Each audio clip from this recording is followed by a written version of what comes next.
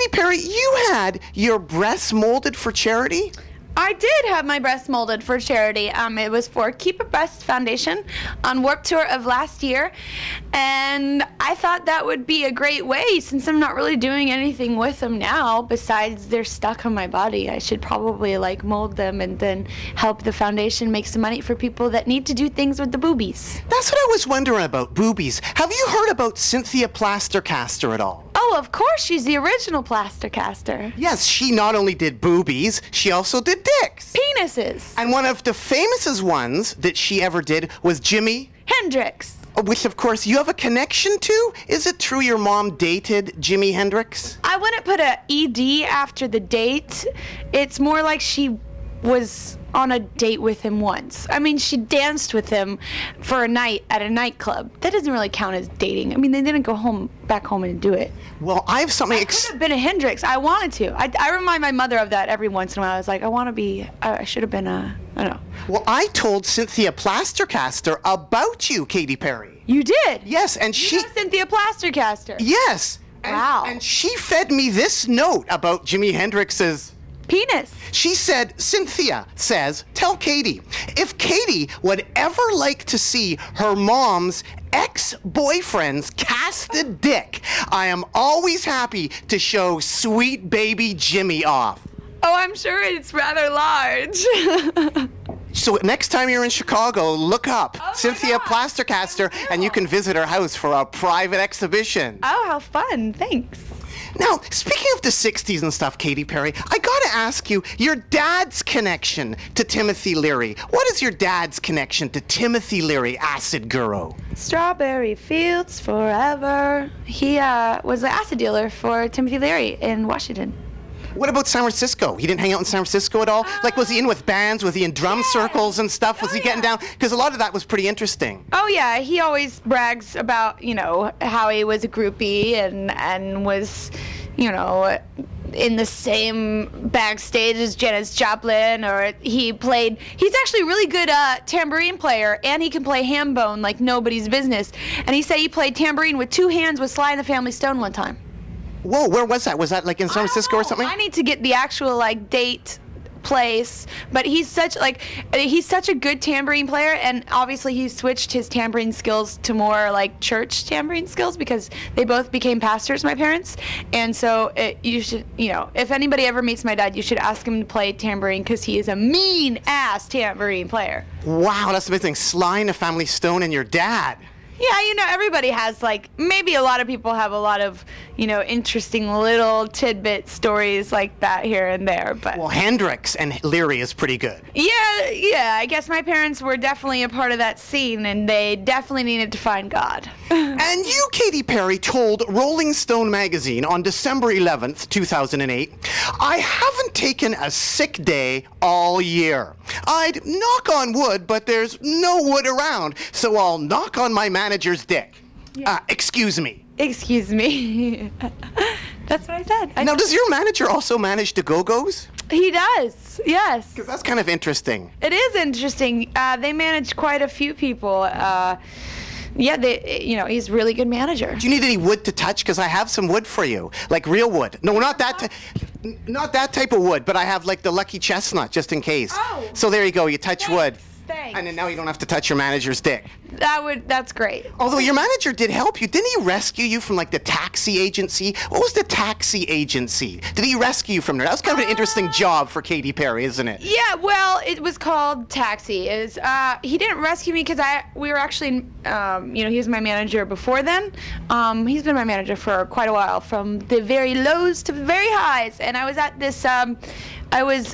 this job making money, trying to make some kind of money that would get me by, and basically I would sit in a cubicle, and it was called Taxi, I don't know why, but I would sit in a cubicle and listen to music that was solicited into this company and write a critique on the computer and say, this is how you do it better, or you should try this, or jump off a bridge because you really suck, and you can imagine after everything I'd done in the music industry for 5 years, listening to nails on a chalkboard type music from people sending in all over the US.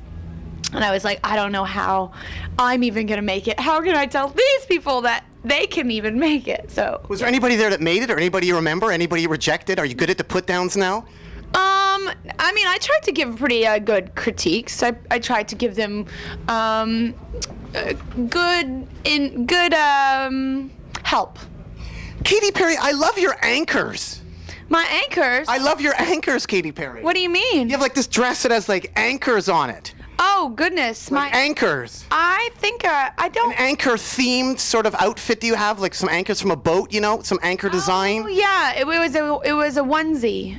Yeah, I love that anchors. Where are those anchors from? I love the anchors. And are you anchoring right now? No, I'm more glittering right now. Every day is a new fun color palette with me. What's neat about you, Katy Perry, is you're born in 84. and you dress like Cyndi Lauper dressed in. 1984. That's awesome. I love that. Thank you. I love Cyndi Lauper 1984 circa. Now, Katy Perry, you're called Katy Perry, but at one time you were Kate Hudson. I was always Catherine Hudson. Now, what do you think about changing it to Perry? Because Perry's kind of an interesting background, isn't it? Like there's Joe Perry. from Arrow. Smith. There's also Stephen Pear E. from Journey, the band Yes. Journey. And of course there's Linda Perry. from Four Non. Blonde. And then there's Luke Perry. from 9-0. 2-0. So you're changing your name to Perry. That's kind of confusing, isn't it? Matthew. Perry. From. Friends. Yes!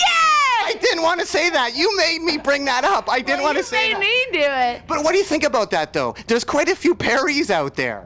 There are, but there was already a Hudson, and especially a Kate Hudson, so I didn't want it to be too confusing. And my mother's name, maiden name, is Perry, so it quite worked out well that I just took upon her last name instead of my dad's. Some people did think you were Linda Perry's daughter, didn't they? I don't know. I mean, maybe, but You know, because she's done a lot of songwriting and stuff. yeah, I've actually written with her. Oh, you have? Yeah, she's very cool. Now, what does the credit look like there? Perry/Perry? Oh yeah, it Or looks. do you go back to Hudson on that? No. That was always the joke. It would be like a big kind of ego lift. Perry, written by. And lastly here, Katy Perry, Samantha Maloney. You went golfing with her.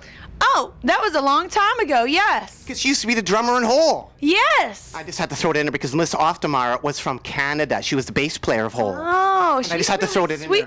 there. Melissa, I don't know her. I've never met her, but she's like cool. She's so cool. She was always so cool to me. Like everything she wore and her stage presence. Have you done any gigs with Samantha Maloney? Or have you done any gigs with Motley Crue? What's the closest you've got to metal? Is that the Warped Tour? Motley Crue? Nikki Yeah. Sixx? Yeah, because she was the drummer in Motley Crue for a bit, Samantha. The closest I ever got to Motley Crue was when I was living in Hollywood.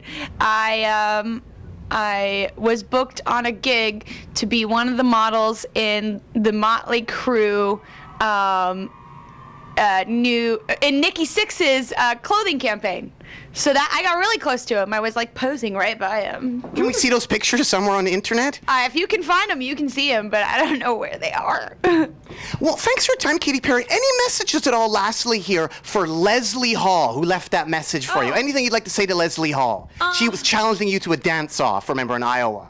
Well, I'd have to stretch for like a good half an hour, jump rope for a half hour before I would have to school you in the dance-off, I'm sure. You've never been schooled, but you have also never danced with me and her.